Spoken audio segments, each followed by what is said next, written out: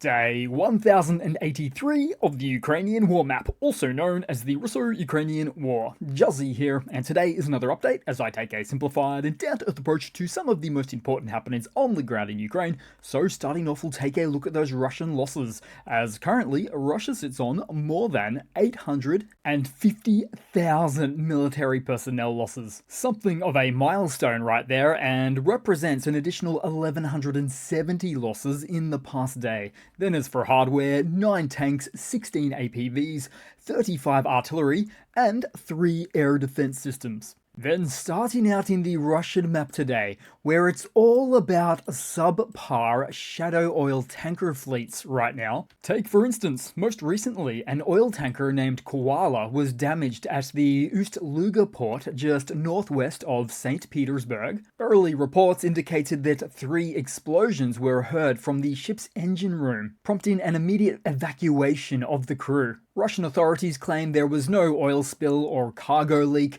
but this incident, occurring on February 9, was reported as a man-made, quote-unquote, incident, as per the governor of the region, seeming to suggest a bit of sabotage there. After the explosions, the engine room began to flood, leading to the tanker running aground with its stern partially submerged. In response, Finnish border guards have begun surveillance flights to monitor for any potential environmental impact. A sensible move, given that this event follows a worrying trend of tanker-related incidents for Russia. It was just yesterday that a cargo ship carrying 750 tons of fuel oil and some additional diesel fuel had also run aground off the far eastern coast of Russia. Current assessments for that event indicate that the cargo and the crew will need to be removed, followed by the need to cut up the ship for removal, which can take anywhere between several months and a year, probably longer given the remote and far eastern Sakhalin location. And then before that event, last December, you'll surely remember the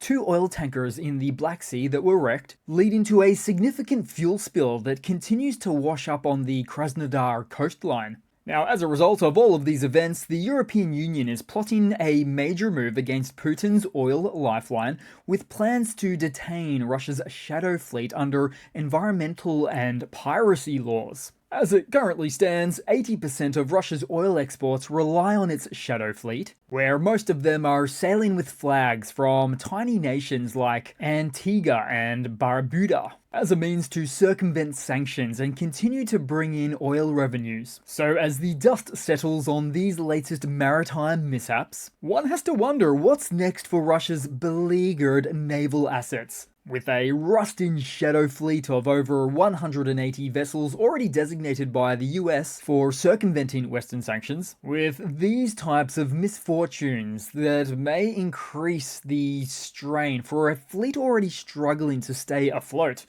both literally and figuratively.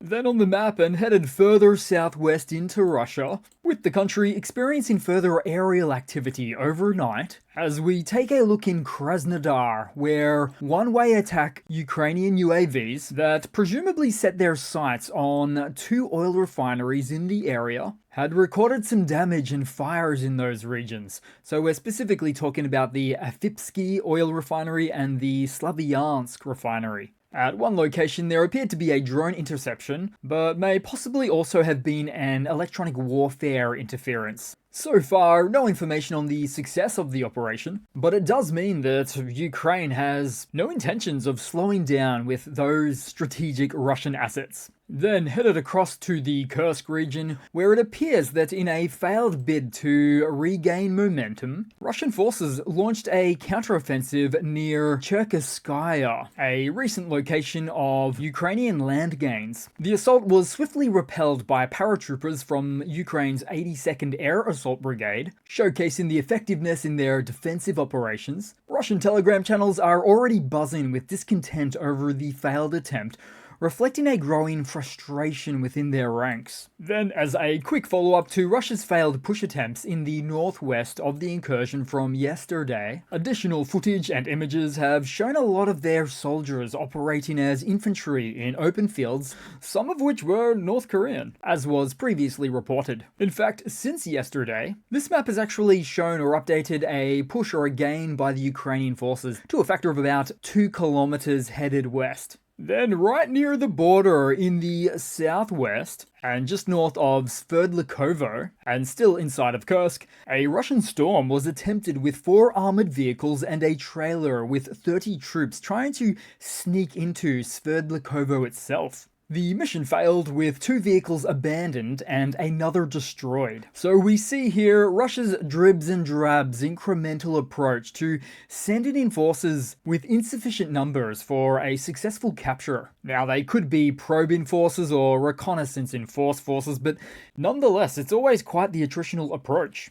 Then headed across to Kupiansk in Ukraine's Kharkiv region, where the Russian MOD has continued to focus attacks on this region, performed all as a means of causing a Ukrainian collapse on this front line, or at least hoping for that sort of a swift outcome.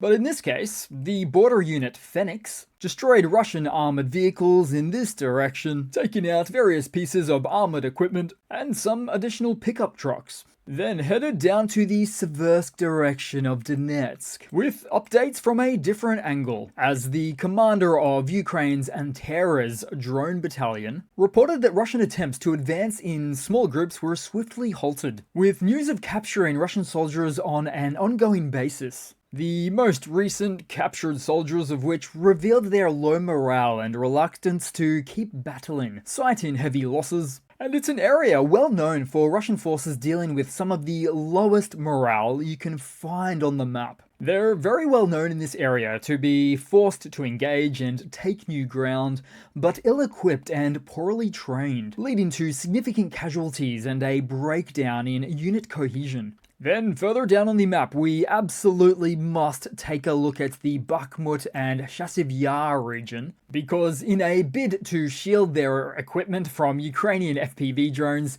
the invading forces are constructing a 2-kilometer corridor between Bakhmut and Chasiv Yar, complete with anti-drone netting. But this defensive measure may be short-lived.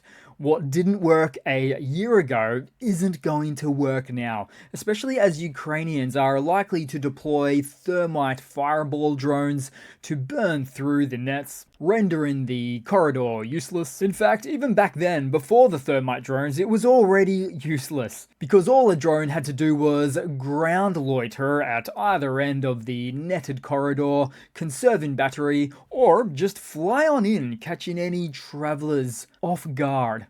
So I suspect the lessons weren't carried forward by the Russian army from those setups of last time, with those lessons missed out on either due to atrociously poor communication within their army, it's a very feasible option there, or previous installers that never lived to tell the tale.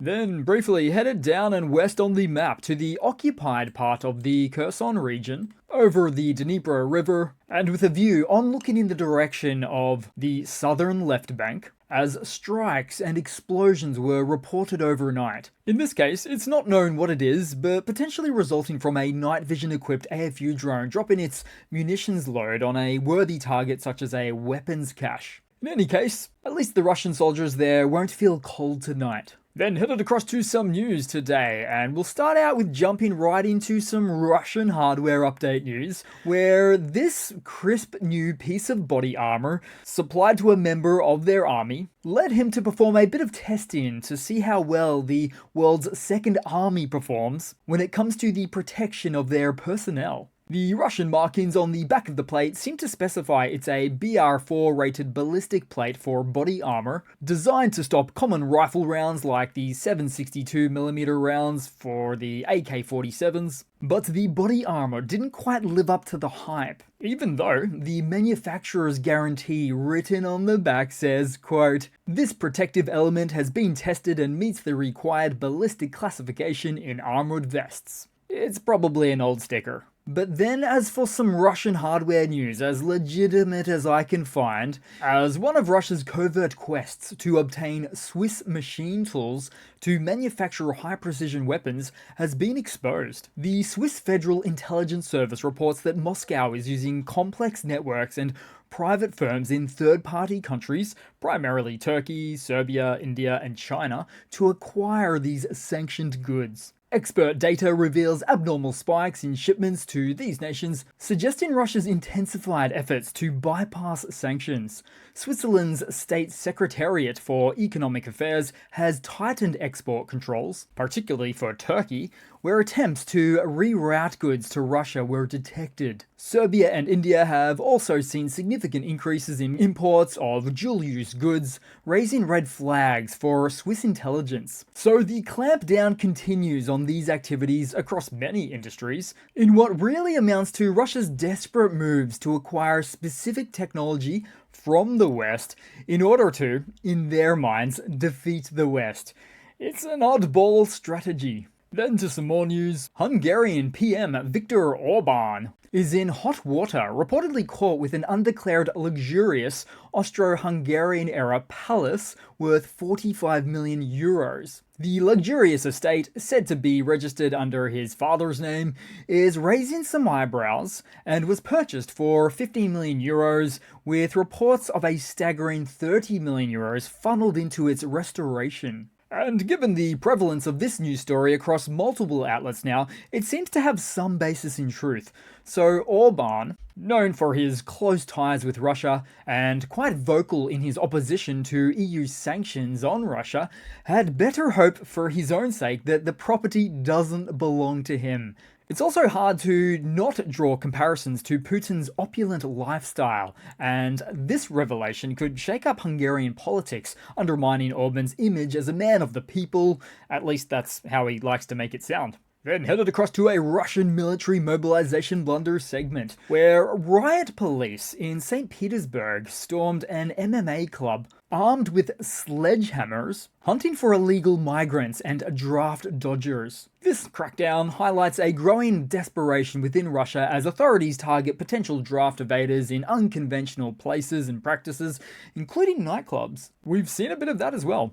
And the sledgehammer usage here wouldn't be normal for riot police in raids like these, which suggests an intimidating and aggressive approach, where the riot police themselves were probably intimidated by the prospect of having to raid a mixed martial arts club.